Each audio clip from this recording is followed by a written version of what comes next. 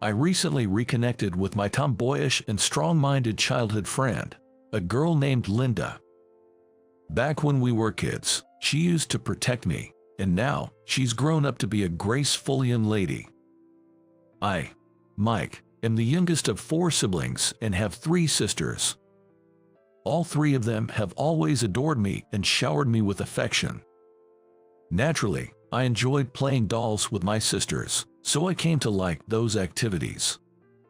My favorite pattern was floral, and my favorite color was pink. You could say I was into what most people would consider girly stuff. The complete opposite of me was Linda. Linda's mom and my mom were high school buddies, so we've been hanging out together since we were babies. Back then, Linda had tan skin and a boyish short haircut. Her favorite activities were soccer and playing with toy trains. She always wore pants because she found skirts too restricting, and her favorite color was blue. When I was a kid, I was really shy and had a tough time talking to new people. I remember always hiding behind my sisters and Linda. Linda was a sociable and fearless child. She would always initiate conversations with new people without hesitation. Young me thought she was cool and saw her as my role model. And it wasn't just that. Linda was always bright and full of energy. Her presence made everyone around her smile. She was like a sunflower, adorable and able to cheer everyone up. Once I started elementary school, I became even more aware of how different I was from the other boys. I was once invited to play soccer with some male friends, but I rejected their offer. Well, it was because I was terrible at soccer and had plans to play dress-up with some girls later. And that's when the boys started mocking me. Dudes don't play those kinds of games, you know. It's creepy that a guy like you is into girl stuff. You're such a weirdo. I got teased a lot. Back then, I was too timid to talk back, so I just held back tears and did my best not to cry. That's when Linda stepped in and defended me from those bullies. Why can't a boy play girly games? What's wrong with that? Y'all are the ones acting weird by ganging up on someone and bullying them, she said. The boys looked like they were about to say something else, but Linda cut them off. I'll tell the teacher if you keep picking on Mike. They ran off immediately. Snitching to the teacher has always been a power move. I was sniffly and teary-eyed when I thanked Linda. Linda, thank you. I'm sorry for being such a coward and not standing up for myself. Linda took a handkerchief from her pocket and started wiping my eyes. Don't cry anymore, Mike. You're not weak, you're kind. Don't worry, I'll always protect you. I'll never forget Linda's smile when she said that. As she promised, Linda always stayed by my side and protected me from bullies. I kept thinking how great it would be if I could always be with Linda, who was cool, cute, and kind. But reality struck in the 2nd grade of elementary school. Linda was moving away. It was hard for me to accept that truth. On the day Linda moved, my mom and I went to send her off. I wanted to thank her for always being there for me and to tell her how much I liked her.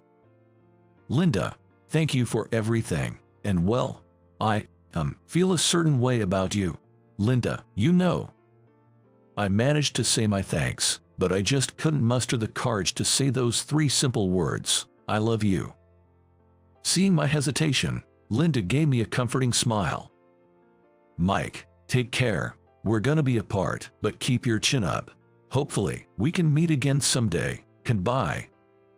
Linda's final goodbye was trembling. Hearing that, my own goodbye came out even shakier than hers, I think. More than a decade has passed since then, and now I'm in my 2nd year of university. I've grown taller, and my voice has deepened. I think I look more masculine compared to my childhood. But inside, not much has changed. I still enjoy cooking and sewing, and I like floral and cute dot patterns. I prefer sweets over meat. I was teased in middle school with comments like, "Are you gay or something?" But I ignored them. I didn't want to worry Linda by showing that I was hurt by such comments. I lost touch with Linda after she moved, but I didn't want to live in a way that would make her worry, even if she wasn't around. In high school, I joined the Arts and Crafts Club. I started talking with girls who had similar hobbies and realized that I felt more comfortable with them than the boys. College was pretty much the same story. The good thing about high school and college is that you can choose your school and friends, unlike mandatory education. I found it easier to breathe when I met more people who accepted me for who I am. I'd love for Linda to see who I've become. But I had no idea where she was, and I thought we'd probably never meet again. Or so I thought. But then, at the first social event for my college seminar, I ran into her again. Linda, my first love, and someone I had always admired. At first, a girl wearing a mask came up to me at the party, saying, "You're Mike, right? Do you recognize me?" I had no clue who she was. Sorry. I'm usually good at remembering faces, and even through her mask, I could tell she was pretty. Her glossy hair was about bob length, and her large eyes cast shadows on her eyelashes. Her voice sounded familiar, but I just couldn't place it. I felt like I should remember someone as attractive as her, but I honestly didn't, and I told her so. She chuckled at my reply. "Wow, you're so cold-hearted." With that, she took off her mask. Seeing her whole face, my mind went blank. Her features had matured since childhood, becoming even more beautiful. Her hair, once short and boyish, had grown into a lovely bob. There was no mistaking it. She was Linda, my childhood friend. My eyes were drawn to her slender arms and the nape of her neck, both of which had become decidedly feminine. "Wait, Linda." Linda let out a relieved sigh. "I would have been shocked if you have completely forgotten about me. Long time no see, Mike." Seeing her again after 10 years was a surprise, especially how stunning she had become. It turned out we were both attending the same university, just different departments. It's a large campus, so we hadn't noticed each other during our freshman year. This reunion after a decade was incredibly heartwarming for me. We're both past 20 now, and you've had your birthday too, right? Let's have a drink together. Invited by Linda, I got carried away and started drinking fast, even though I'm not used to alcohol. Before I knew it, I felt sick and was stuck to the bathroom. Ow, I feel terrible. Geez, if you can't handle alcohol, you should have said so. You okay? Linda's concerned voice came from outside the bathroom. Sorry, I was so happy to see you again, I might have got carried away. I was honest, perhaps because I was drunk, and Linda's voice sounded delighted in response. Haha, thanks. I can resist alcohol so I can't get drunk, but I got carried away too. I was really happy and excited. Until then, I'd felt awful, but something about Linda's words made that feeling vanish. After that, Linda and I took a taxi home together. Her place wasn't too far from mine. Before getting out of the taxi, we also exchanged contact information. Knowing I could text Linda anytime made me grin from ear to ear. After that, we started keeping in touch and hanging out together. About 2 months since reuniting with Linda, we planned to meet up at a cafe on campus. I arrived pretty early and was sitting at the outdoor seating when I saw a female friend of mine, with red eyes, walking by. She noticed me and gave me a forced smile and wave. I couldn't just sit there, so I left my stuff at the table and approached her. What happened? Something wrong. The girl's name was Monica. We became friends after finding out we both enjoy crafting.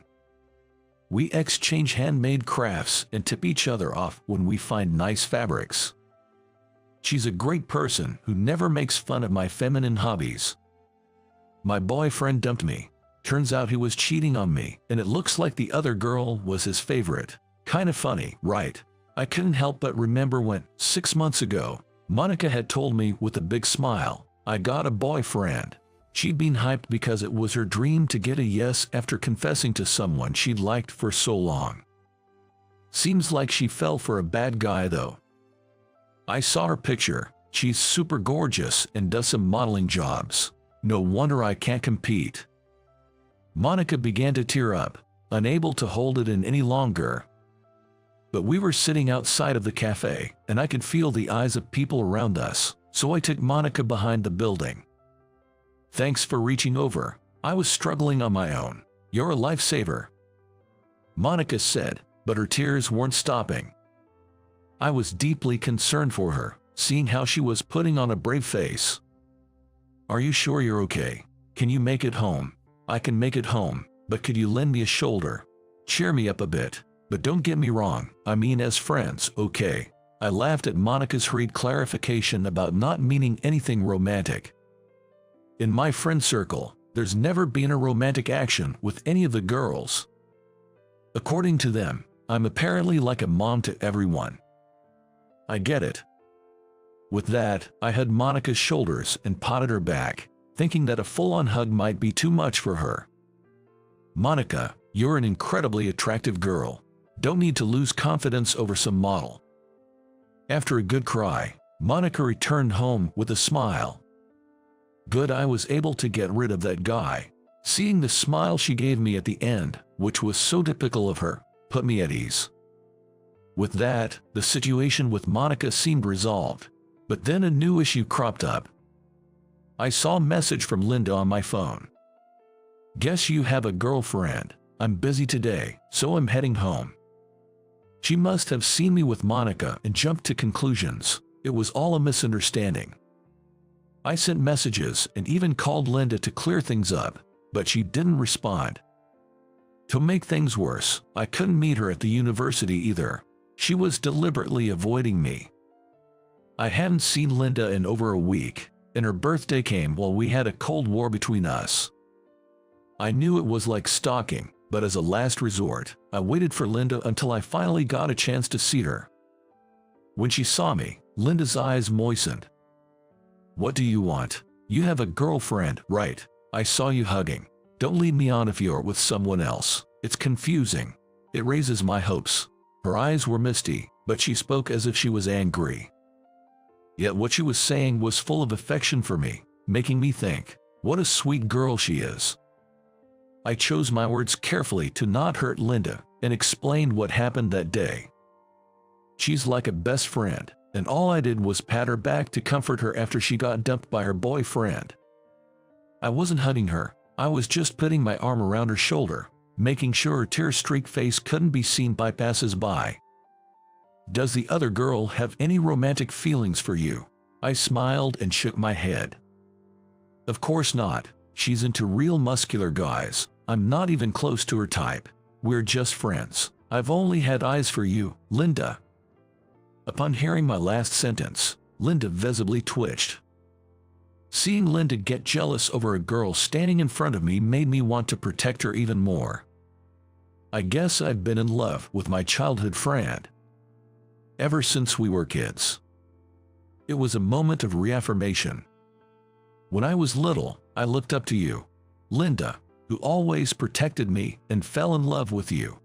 Running into each other again in college doesn't feel like mere coincidence. Now that we've reconnected, I want to take our relationship to the next level, beyond just childhood friends. I said that and looked at Linda again. Linda used to be called a tomboy by the adults around us, but nobody would say that about her now. She's grown into a woman, feminine and eye-catching. However, Linda didn't seem to think good about her own transformation.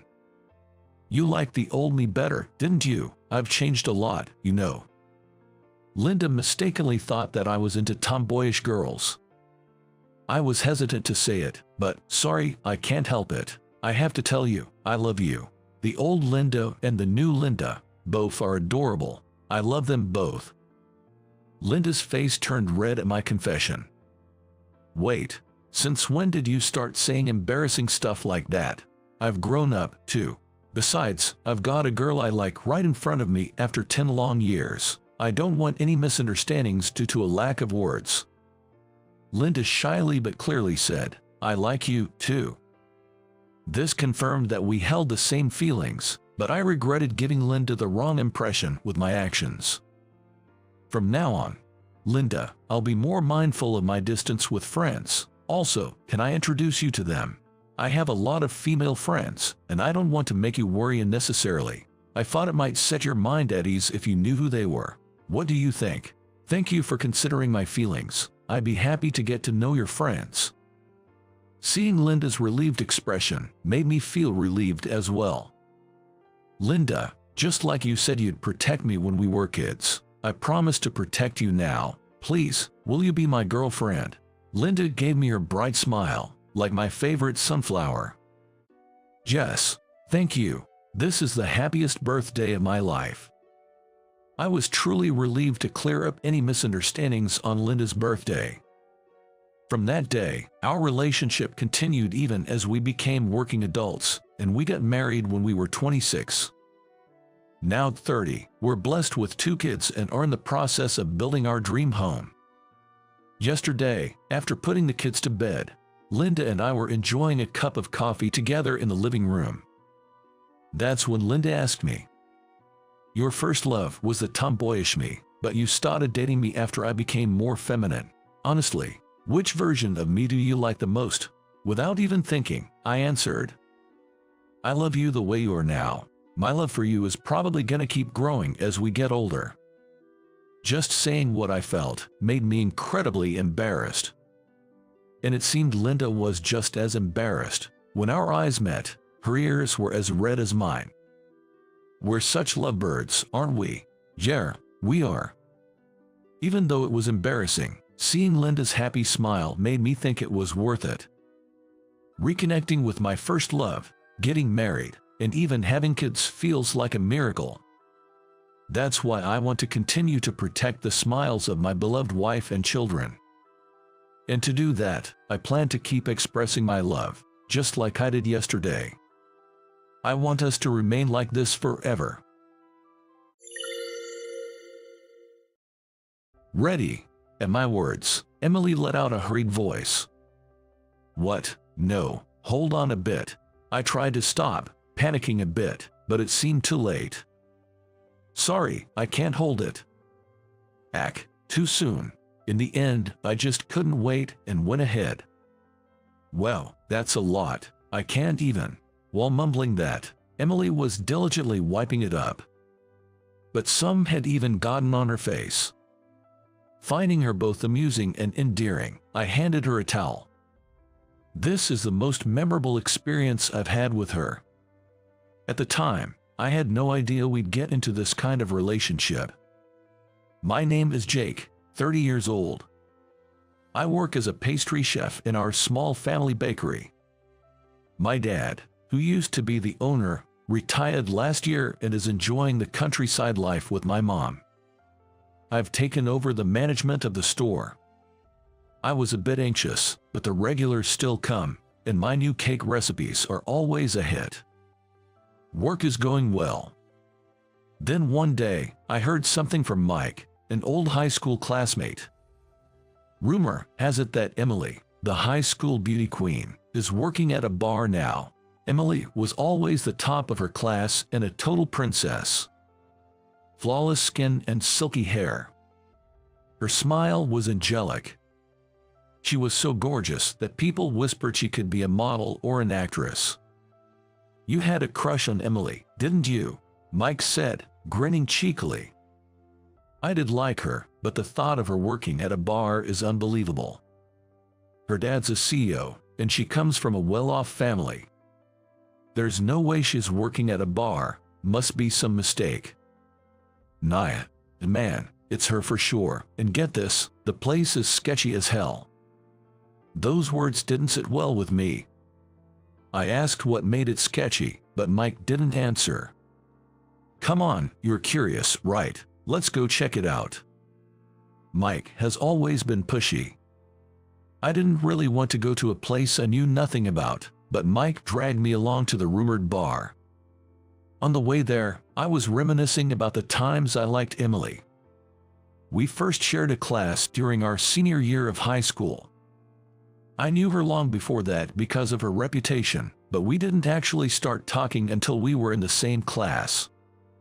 The most memorable moment was during the school fair when we were both in the cooking group. Emily and I were in charge of pancake toppings. She'd made the whipped cream in advance, so all I had to do was squeeze it. But while filling the piping bag, I noticed something was off. The whipped cream was way too runny. It was more like liquid than cream at this point. Before Emily could even finish plating the pancakes, the whipped cream started to dribble out. "Is it coming out already?" Hearing my words, Emily let out a flustered voice. "What? No, wait just a bit longer." I tried to stop it too, but it was too late. "Sorry, can't hold it. It's out." "No, that's too quick." The whipped cream just spilled out. The cream splashed beyond the plate and onto the table. "There's so much. Oh my goodness." Muttering to herself, Emily began to diligently wipe up the cream. But the moment I saw her face, I burst into laughter. She even had cream on her mouth. She must have touched her face without realizing her hand had cream on it. Even though she's universally acknowledged as beautiful, the sight of her with cream smeared around her mouth was both comical and endearing, making me laugh out loud. She seemed puzzled by what was happening, but when I pointed to my own mouth, she immediately realized, and her face turned beet red. Feeling a bit guilty for laughing so much, I quickly handed her a napkin. Sorry. We tried to squeeze the cream a few more times, but it was hopeless. This cream is too runny. Maybe we messed up the ratio of the ingredients. I'll quickly remake it." As I said that, Emily's face turned red again. "What the heck? I worked hard on this." "Wait, Jake, can you actually make whipped cream?" "Yeah, my family owns a bakery. I like making it at home all the time." Emily made a displeased face at my words. So, I quickly remade just the cream. The quality of the pancakes wasn't great, but it made for a memorable experience. But unfortunately, from that day on, Emily began to avoid me. I was really bummed out that the girl I'd been interested in started giving me the cold shoulder. Gathering up the courage, I asked, "Did I do something to upset you?" Her eyes filled with tears as she snapped, "Just stop talking to me, okay?" Was she mad because I laughed at the whipped cream on her face, or did I unknowingly do something else? Either way, I couldn't confirm because she wouldn't talk to me. And just like that, we graduated high school without resolving that issue. As I reminisced, we found ourselves at the bar. Mike had said it was a sketchy place, but it looked pretty normal to me. The place was clean, and the waitresses were very polite. I whispered to Mike, "This place doesn't seem bad at all, and Emily isn't here either. Let's have a quick one and head out." But Mike just ignored what I said and loudly requested, "Bring us your top girl, please." Just when I was thinking of ditching Mike and heading home, the #1 waitress in popularity came out from the back of the place. She was a real knockout, showing off her slim limbs and dressed in a sleek black dress. Her waist was so tiny it made me wonder if she was eating enough. I knew that woman. It was Emily, the girl I fell in love with in high school. When she saw me, her eyes lit up in amazement. "Wait, is that you, Jake?" "Emily." We both stood there, too shocked to move for a moment. I couldn't believe she was actually working as a cocktail waitress. Then she quickly noticed Mike. "Mike, I told you to keep it a secret." Annoyed, Emily said that as Mike chuckled and took a swig of his drink. "I've always been a busybody, you know. Have you forgotten?"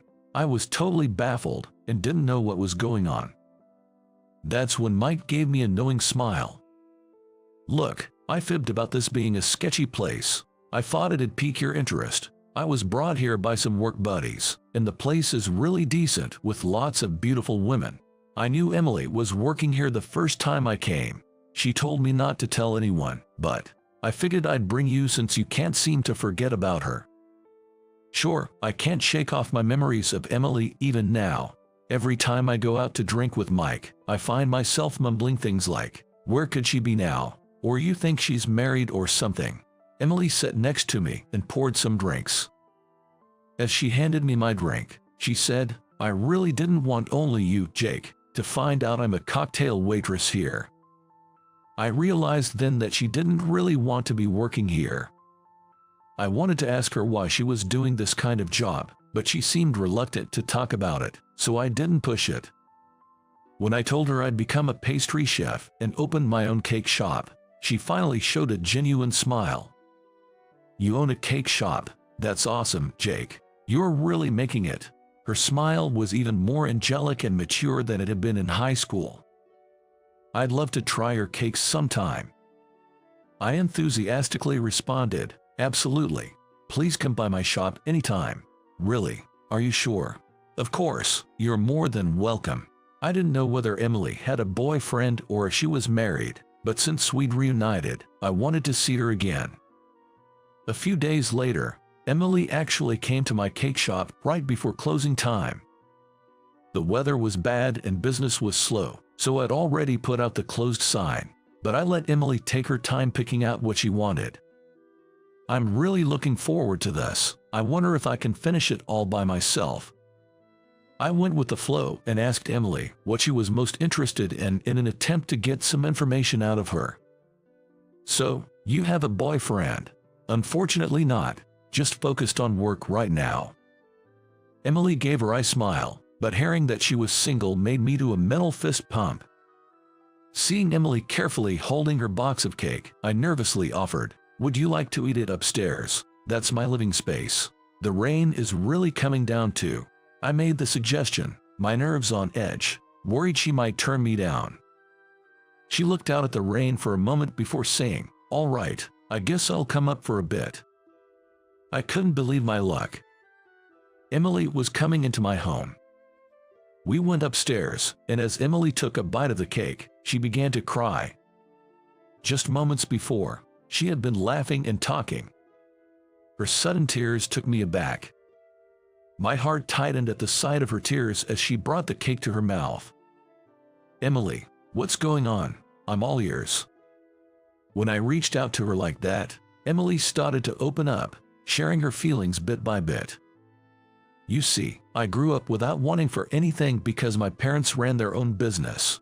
I even got accepted into a prestigious women's college, but during my time in college, the family business went bankrupt. That took a toll on my mom, who developed mental health issues because of it. My parents ended up moving to stay with my grandparents in Kentucky. I never saw that coming. We've had reunions since high school, but Emily never showed up even once. They couldn't take care of me anymore, so they left me behind." Emily understood her parents were going through a tough time, so she didn't hold it against them.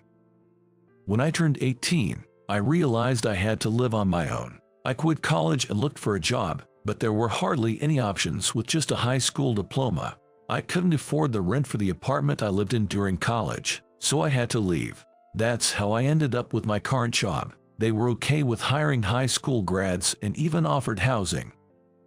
I can't imagine how tough it must have been for an 18-year-old girl with no family support, no home, no money, and no job. I was baking cakes at that time of my life, going to a vocational school on my parents' dime. It's heartbreaking to think that the girl I fell for was struggling just to eat. I regret that our reunion came so late. I just kept rubbing Emily's back as she cried. After the tears, Emily seemed a bit relieved. She probably hadn't shared this with any classmates, so she'd been carrying this burden alone. Maybe she needed someone to talk to about it.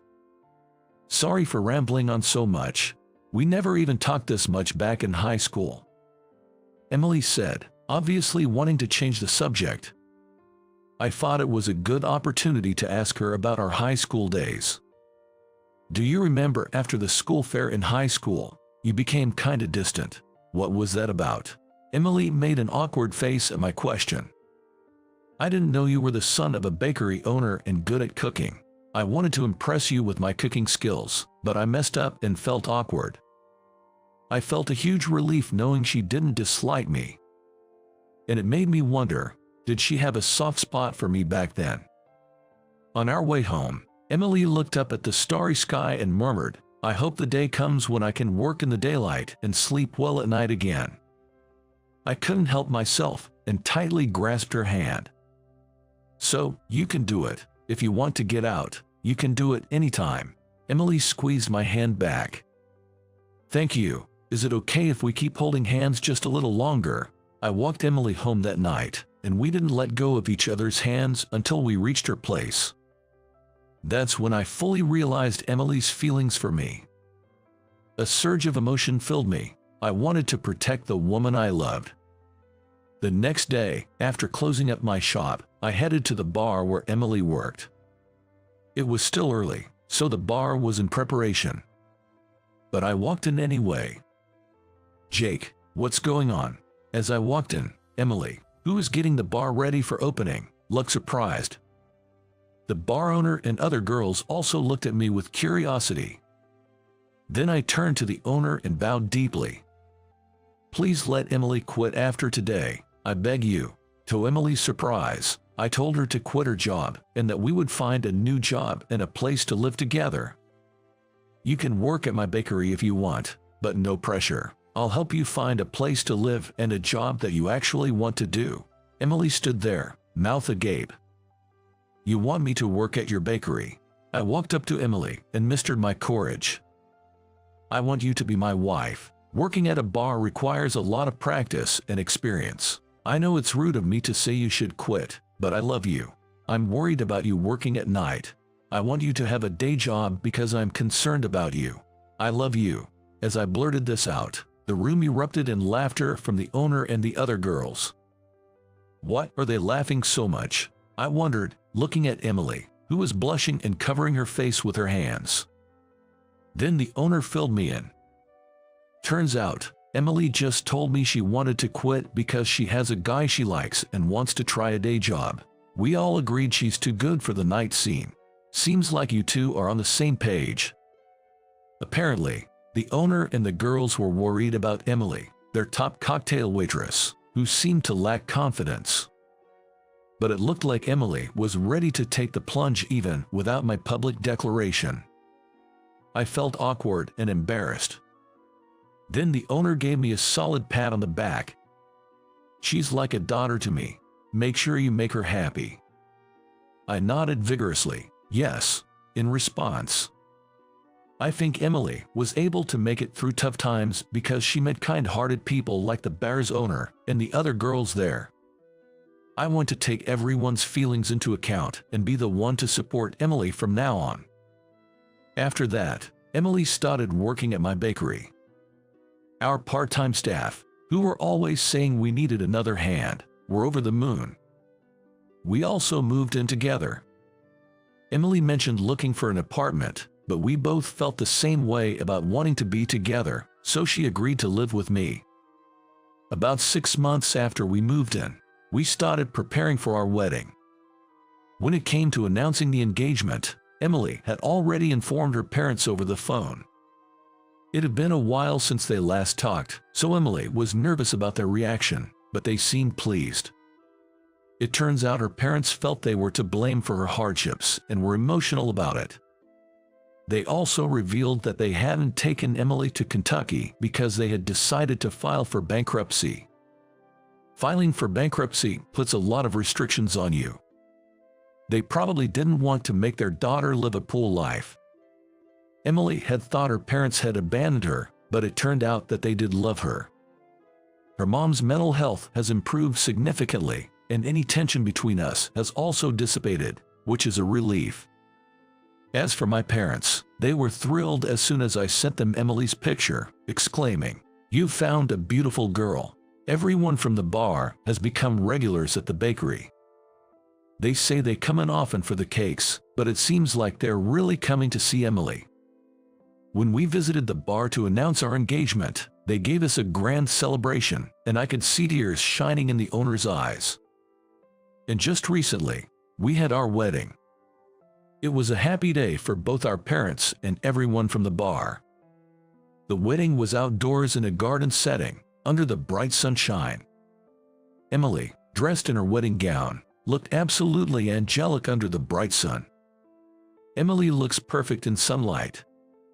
I know I'll never forget this day wrapped in happiness.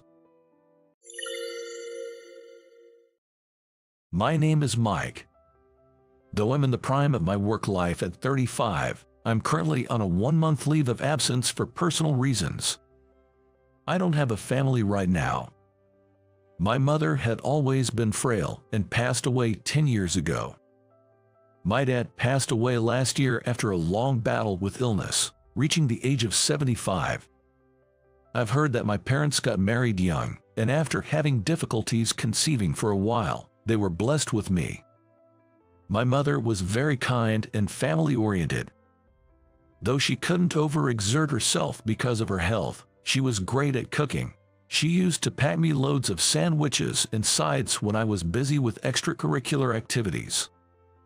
I remember when she came to cheer me on at my first competition with a big banner, my face turned beet red from embarrassment. My mom, always being my biggest supporter in everything, was the best mom for me. However, when I was in my 20s, she started having health problems and was in and out of the hospital. There were times when she showed incredible resilience and was able to live at home, but in the years leading up to her passing, she couldn't move as she used to and couldn't keep up with the household chores. From that time, I took over the household duties, including taking care of her. During those times, my dad was always working and, it seemed to me, didn't pay much attention to home. Still, since he was paying for my college tuition, I couldn't muster the courage to ask him to help more with home or with mom. The thought of something happening to my mom while my dad or I weren't home made me anxious, so on days when I didn't have college classes, I stayed home. I did the housework, prepared meals for mom, and worked from home. I didn't have much time to hang out with friends, but I knew that the time I could spend with my mom was limited. Looking back, I think I made the right decision to be by her side as much as possible. After my mom passed away, it was just my dad and me. The shock of losing my mom took a toll on his health. From there, one health issue led to another, and before I knew it, he needed care as well. He was physically able, but since he was all about his work, he couldn't do much else. Honestly, it felt even more challenging than when my mom was sick. Every day, it was a back and forth between work and home. Busy with housework and taking care of my dad. Between driving dad to the hospital, running errands, and always being there for him, I hardly had any time for myself. I'm an only child, and my relatives live in another state, so no one is nearby. Having no one to lean on was tough. However, that way of life ended a year ago, and with Dad's first memorial service behind me, things have finally settled down. That's when I decided to take a month off. My boss saw my worn-out face and told me to rest. Probably because he knew about my caregiving life, both he and my co-workers were supportive and understanding. I'm deeply grateful to be working in such a supportive environment. One day during my vacation, I got a call from a classmate, Jake. "How about hanging out this Sunday? My girlfriend's working, so I'm free." Seriously, am I just your fallback plan because you've got nothing better to do? I'm free too though. Joking aside, I agreed to meet up with Jake. Jake is one of the few close friends I have. Even when my caregiving responsibilities kept me away from social activities, he never left me out and always checked up on me. Such a great guy. Jake still lives at his parents' place, but he's planning to marry his girlfriend soon. "We might as well hang out now while we still can," he said, so we decided to play some video games at his place. When I arrived at Jake's place on Sunday, I heard a lot of chatter. "Sorry, I didn't know my sister was coming over." Jake apologized. Apparently, Jake's sister, who lives nearby, was having a barbecue in the backyard with her mom friends. "Oh, hey there, Mike. Sorry for the noise. Want some food? You can take it to the room." Jake's sister is always so upbeat. She's also really caring. I found out that the gathering was for moms who usually don't get a break because they're either single moms or their partners are always working. Jake's sister thought it would be nice to give them a break and make it fun for their kids too. Right when she saw my face, she asked, "Want to join us?" I politely declined, but she insisted, "Go ahead and eat. Just wait a bit for it to be ready." So, taking her up on the offer, I sat on the porch and waited. The adults chatted and laughed about the little things, and the kids were happily playing with the toys they brought. As I watched with a warm feeling, a little girl came up to me, opened her mouth in awe, and stared at me with a surprised look. Unsure of what to do, I just said, "Hello," but she continued to gaze at me without a word. What should I do here? Being unfamiliar with children, I felt a bit awkward. I managed to smile, and she giggled and moved away from me. She then looked around and wondered aloud, "Where's Mom?" Seemingly unable to spot her mother, she approached Jake's sister and asked. "She went to the store, sweetie. She'll be back soon, okay?" Just as she said this, the little girl's mother seemed to return. The girl ran to her and said, "Mom, hey, Mom, look, come on." She was tugging on her clothes, trying to get her attention. "Yes, honey, what's happened?" She looked at the flustered girl, smiled, and listened to her.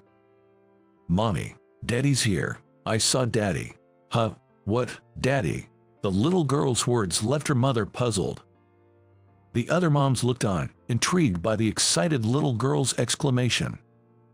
She was loudly insisting, pointing to me and saying to her clueless mother, "Look, over there, it's Dad."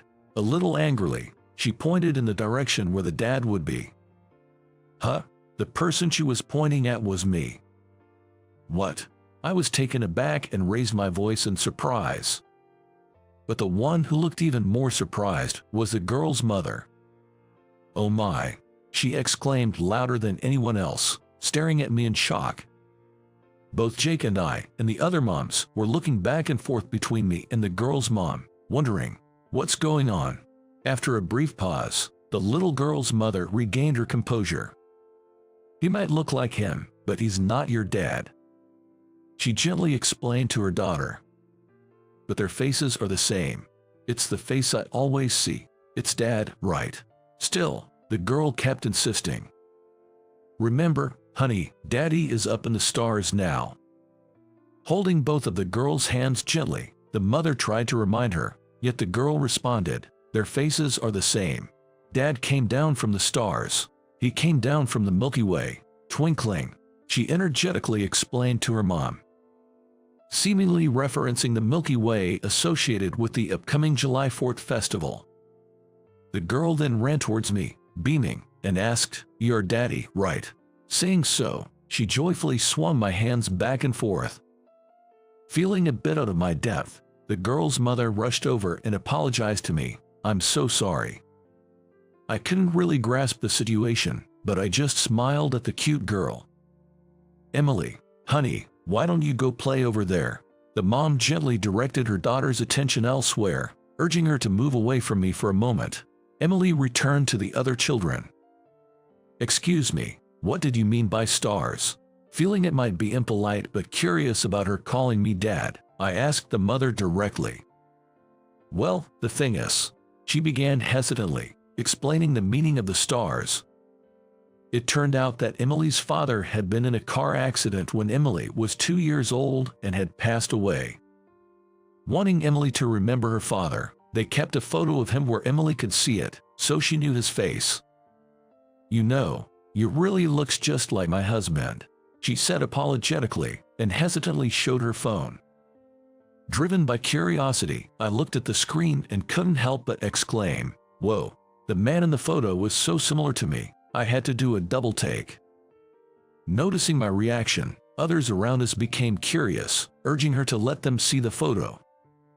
"Wow, they're identical." Everyone was in unison, expressing their surprise. Little Emily ran towards her mom with a bright smile, looked at me again with joy in her eyes, and softly murmured, "Daddy." "Emily, he might look like Daddy, but he's not him.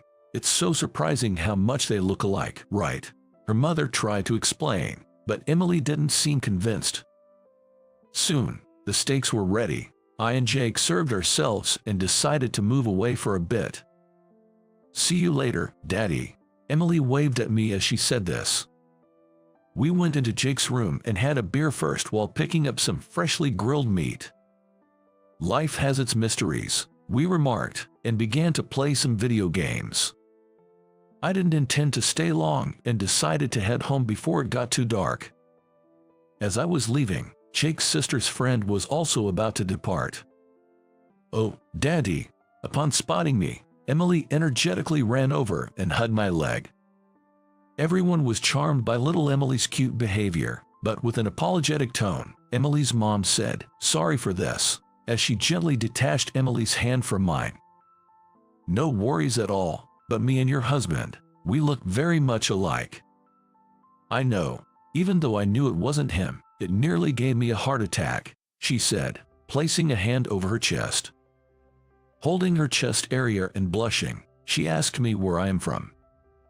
But it turned out we had nothing in common regarding our places of birth or upbringing. My distant relatives are from another place, but not from where she mentioned. "Maybe we're long-lost brothers," I joked. We both agreed how mysterious it all was and wrapped up our conversation. Then little Emily asked, "Does Daddy go back to the stars when it gets dark?" She looked up at me with those innocent eyes. It seemed Emily still believed I was her dad. What should I say in this situation? Before I could decide, Emily's mom said, "I'm so sorry again. See you," and led Emily away. Emily smiled brightly at me. Feeling that I should say something, I managed to say, "See you again, Emily." "Bye, Daddy." Emily waved energetically as they left. I worried Emily might cry out of sadness, but it seemed she believed that Dad returned to the stars, and I felt relieved. That night, as I lay in bed, the day's events stuck in my mind. Is there some sort of connection between us, or could this be a doppelganger situation? With those thoughts, several days passed. And on the following Sunday, although I didn't have much in the way of assets, my aunt and uncle came over to help to sort through my dad's belongings. It was a long drive for them, and I felt bad, but I couldn't determine the value of things on my own, so I had asked for their help. As we sorted through the items, I suddenly remembered that day with Emily. Speaking of which, the other day, I saw someone who looked just like me.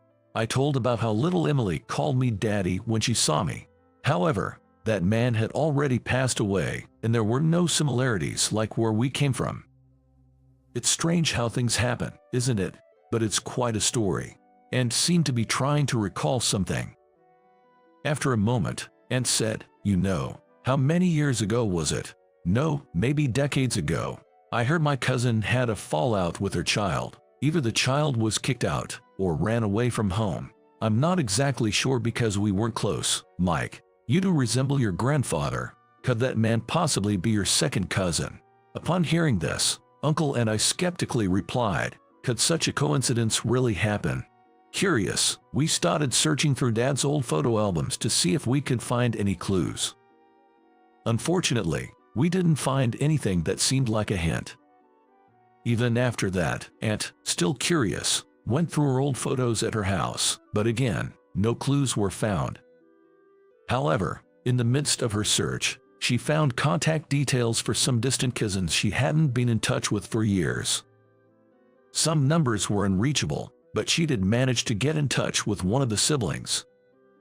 The father, her elder cousin, was not reachable, but she secretly got in touch with his daughter and managed to get her number. It seems like there are distant relatives we don't even know about, and they're not well acquainted with each other's current circumstances. So, although it took some time, Aunt talked to the niece and gathered some information. It turned out that the details about Emily's father, his name, age, the year he passed away, and where he lived matched the story Emily's mother had told. It seems more and more likely that Emily's father and I might be second cousins. I never thought second cousins could look so much alike. Maybe it's the strong genes from our grandfather. Anyway, I really wanted to tell this to Emily's mother, so I immediately called Jake and asked him to pass the message to his sister. We then exchanged contact details and decided to meet up with her, Sarah, later on. On the day of our meeting, we met at a park where Emily usually plays, and I showed Sarah the pictures and information Aunt had sent me on my phone. Everything matched perfectly with her late husband's details. What a coincidence. I can't believe he was your second cousin. Sarah looked surprised but nodded in understanding. Then, Emily ran up to me and said, "So you're not my daddy." She seemed a bit embarrassed about the mistake and looked shy. "You know, Daddy can't come down from the stars, right, Mom?" Emily looked at Sarah and giggled. I explained everything to her later. "It was a bit tough to make you understand, wasn't it, Emily?" Sarah hugged Emily from behind and, recalling a time when they were chatting, both burst into fits of laughter. Hey, let's play together. Mom too." With that, Emily took my and Sarah's hands and eagerly led us to the playground. I wasn't sure what's the best to entertain her, so I ended up just following her lead and watching the two of them. Yet, I found solace in Emily's pure innocence. And on one Sunday, I was at the zoo with Sarah and Emily. "I'm sorry for taking up your day off," Sarah said apologetically, while Emily was hopping around excitedly. I had agreed to Emily's earnest request to come to the zoo as a trio.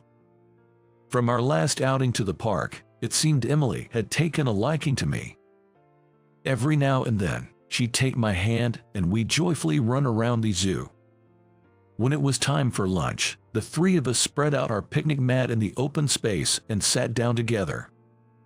Sarah had packed us a lunch. "I'm sorry, it's mostly sandwiches and kid-friendly snacks," Sarah said shyly, handing out wet wipes. Look, this has a lot of ham and cheese," Emily exclaimed joyfully, holding a sandwich, eating with delight. I didn't hesitate to have the lunch. The homemade meal brought a smile to my face, both for its taste and the sentiment behind it. Emily, with her innocent smile, said, "It's so fun with Uncle Mike. I wish you were my daddy." She chuckled and said, "I'm gonna go play," as she energetically ran around with a ball. Sarah, maybe reacting to the daddy comment, gave me a sheepish smile and said, "I'm really sorry." On the drive back from the zoo, Emily, tired from all the excitement, slept soundly in the car. When she woke up, it seemed she was inside the house and she started crying, saying, "Uncle Mike is gone. I think she had a lot of fun today. Thank you so much." Read the grateful text I received from Sarah later, which also mentioned how Emily wanted to play again soon. From then on, at Emily's request, the three of us started going out for meals and outings. Today we're playing with this. "Emily, make sure you ask Mike if it's okay to play." Emily reached for the Lego and RC cars I had in my apartment. "It's okay.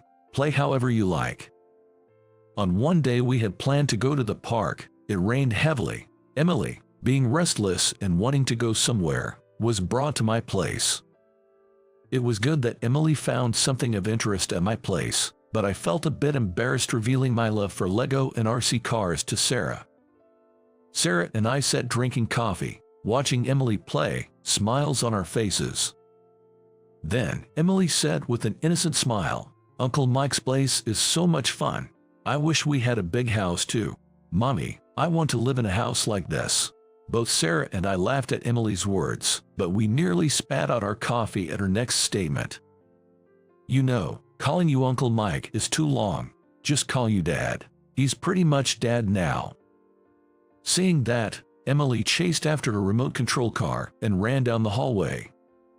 Left in the room, Sarah and I exchanged glances but quickly looked away and sipped our remaining coffee. We didn't voice it, but there was a certain tension in the air, a mutual understanding. A few months later, play airplane with me. Emily jumped onto me. I lie down on my back and start booming the plane with Emily on my feet and supporting my hands as well. "Thank you for boarding. Flight Emily is taking off." I made the sounds of an airplane taking off and gently lifted and swayed my legs to simulate flight. Ha ha ha, it's become Emily's favorite game recently. After about 10 rounds of takeoffs and landings, with Emily always hopping back on, the old wooden floor of my house would creak and groan. "Hey, Emily, you are tiring out Mike." Sarah, peeking out from the kitchen, laughed as she watched the playful scene between Emily and me. In truth, Sarah and I had been dating.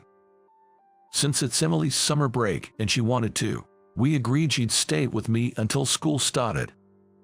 I'm considering marrying Sarah in the future, so this feels like a trial run for living together. My parents had passed away and I was exhausted after years of caring for them. Without much experience in love, I had always planned to live on my own, but I never thought that such a coincidence would lead me to a lively life. Sometimes, I glance at a picture of my mom. I'm not superstitious, but I wonder if my mom, who might have been worried about me being alone, somehow brought us together. My mom always wished for my happiness. It is not impossible. If I squint, it looks like my mom is smiling in her photo. Anyway, I'm happy now. Making Sarah and Emily happy is my current dream. My name is Kevin, and I turned 38 this year. I work as a system engineer. I'm so busy with my job that I'm still single. Because I'm an only child, my parents, especially lately, keep telling me to get married and to show their grandchildren. If I explained that my job is important right now, my mom wouldn't be convinced. Ever since my dad passed away, my mom has been pushing me even more. She might be feeling lonely.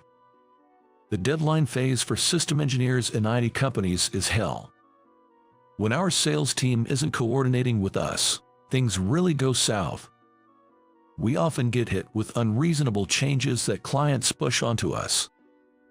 Thankfully, I'm highly regarded in my company for my work. Naturally, I get assigned more challenging tasks. I'm entrusted with meaningful work. I feel needed and appreciated at work. But, because I'm always working, I hardly have any opportunities to meet women. I'm not even invited to matchmaking parties anymore. But there is a woman I look up to and admire. Her name is Samantha, our project leader. I believe she's 2 years older than me. She's a system analyst, like a general manager for us system engineers. Basically, she's like our direct boss. She's well known in the industry and is really kind to our team. On the other hand, she can be tough on competitors. She always carries herself with confidence and grace. My only pleasure is seeing her at work. Just hearing a sweet voice say good morning makes me happy. So, even though I haven't met anyone, I'm not looking for a girlfriend. However, what weighed on my heart was that I couldn't fulfill my mom's wish as I was the only one left living at home. Hearing my mom's nagging made it hard for me to visit home. During such days, a client requested system specification changes right before the deadline. Major changes after almost completing the project. It seemed like our timid sales rep got pushed around and accepted the request. When we got the news, every member of my team slumped over their keyboards. We had been working overtime because it was right before the deadline. Such an incident just when we thought we could finally go home. It's no wonder we were all so deflated. The teary-eyed saleswoman who was bowing apologetically was a new employee. We couldn't blame only her. Well, we've got to get it done, don't we? I took the change request from the sales rep and reported to Samantha's desk. Samantha had already been briefed by the sales manager, so she quickly skimmed through the request and asked me, "How long do you think it'll take? I'll try to get an extension from the client." Well, at a glance, I think we can manage in about a week. Even if we can't get an extension, if everyone pitches in, we'll be all right.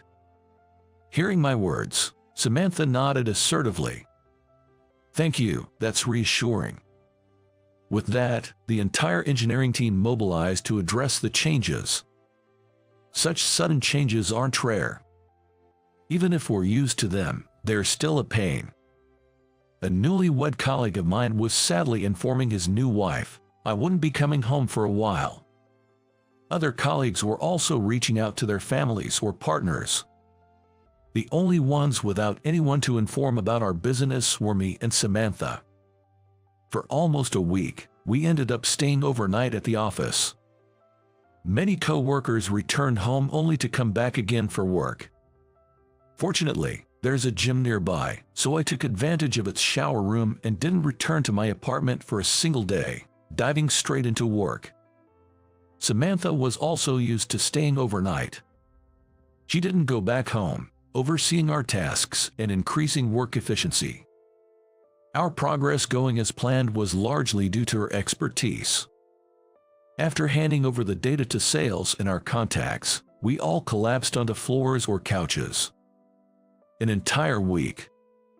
Trimming down our sleep hours, we finally reached the delivery day. We handed the data over to sales around 1 a.m. I fell into a deep sleep and was awakened by the morning sunlight streaming through the window. Some colleagues were still asleep on the floor, but most were sprawled on the small couches. Carefully trying to move without waking the person sleeping next to me, I suddenly froze. Right in front of me was Samantha's face, defenseless in sleep. It wasn't the face of the boss I usually see. She looked like a child in her sleep. Awareness of her made my heart race. Her beautiful lips parted slightly, murmuring some indistinct words in her sleep. I felt like I was watching something I shouldn't. Yet, I couldn't take my eyes off her. Just a bit longer, I kept telling myself as I gazed at Samantha's sleeping face. I had never looked at her for so long before. As I was entranced by her, her eyelids suddenly lifted, and my heart felt like it would burst. With a small scream, Samantha jolted awake. Eek, Kevin, why didn't you wake me up? How embarrassing. The usually calm and composed lady is now flustered, her ears turning a bright shade of red. Oh, I'm really sorry. I thought about waking you up, but... Samantha places both hands on her cheeks, trying hard to hide something from me. Samantha, I'm going to ask something embarrassing, but please be honest, okay? Samantha's face is beet red, showing just how embarrassed she truly feels. Well, if it's something I can answer. Then Samantha leans in, whispering into my ear. She probably didn't want anyone else to overhear. I couldn't hide the nervous excitement as her lips approached. Suddenly, I felt her soft breath near my ear. Didn't snore, did I? Huh? Caught off guard by the unexpected question, I blurted out a response. I hadn't imagined she'd be concerned about something like that. She looks at me with an expectant gaze. You were fine. You were sleeping soundly, just like a child. My response seemed to relieve her. She smiled with an innocent face, saying, "Oh, thank goodness." That smile of hers was something I'd never seen before in Samantha, and my heart was filled with a fluttering feeling that wasn't just nerves. I had always admired her as my boss, but this fresh surprise of seeing her as such a cute lady was unexpected. From that day on, she was no longer just someone I admired, but someone I had feelings for. I got a call from my mom back home 3 days after that hectic project deadline. Apparently, one of my old school friends from our hometown had gotten married, and she lamented over the phone if I still hadn't found someone. She kept impressing, so I accidentally let slip that I have a girlfriend. I didn't intend to lie. However, Mom immediately began grilling me on who she was and how long we'd been dating. I described to my mom a detailed image of the girl I had in mind. At that moment, I pictured Samantha in my mind. How happy would I be if Samantha was really my girlfriend?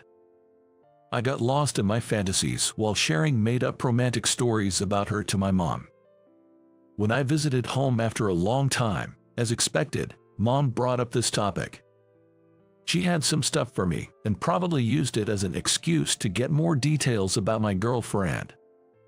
She persistently asked me to introduce her to my girlfriend. When I kept dodging the topic, Mom finally lost her patience. "You don't really have a girlfriend, do you? Did you just make her up? How pathetic." Her taunting remarks made me lose my temper, especially since she hit the nail on the head. "I have proof." How rude. I took out my phone and showed her a picture from a recent work party. In the photo, Samantha and I were laughing together. We both looked merry, probably because of the drinks we had. This photo, with just the two of us, is something I treasure. "See, isn't she the wonderful person I told you about?" With an audibly annoyed breath, I spoke sharply to my mom. She was frozen, staring intently at my cell phone screen. I thought she might be stunned by how lovely the woman was. However, upon closer examination of my mom's face, her expression seemed more of fear than surprise. She was turning pale. "This woman, is she your girlfriend?" "No way, can't be," my mom murmured in a trembling voice. Her hand holding the cell phone was shaking. "Mom, what's wrong? Do you know Samantha?" Snapped back to reality by my words, my mom took a deep breath to calm herself down. I waited patiently for her to begin. "I'm sorry, Kevin. This must be a shock to you. There's something I need to tell you." With that, my mom began to share a story. She said she knew a woman who looked just like Samantha. It was probably Samantha's mom. Apparently, she was a rival in love over my dad when they were young. And shockingly, my mom was the one who stole my dad from Samantha's mom. She did so with rather forceful means. My mom practically made my dad hers.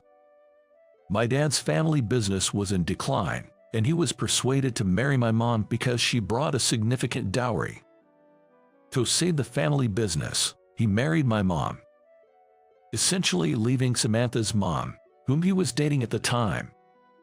My mom has been living with guilt towards Samantha's mom ever since. Growing up, I always thought my parents had a great relationship. I couldn't have imagined they had such a past. Tears formed in my mom's eyes as she expressed a desire to meet Samantha. She wondered if my dating Samantha might be some kind of destiny. Of course, Samantha is a fictional girlfriend of mine. There's no way to introduce her to my mom. I quickly changed the topic and made my exit, heading back to my apartment. However, from that day on, my mom started calling almost every night. She kept repeating her wish to meet Samantha. Even when I tell her both Samantha and I are swamped with work, she doesn't listen. Lately, she's even been calling during work hours. What's going on?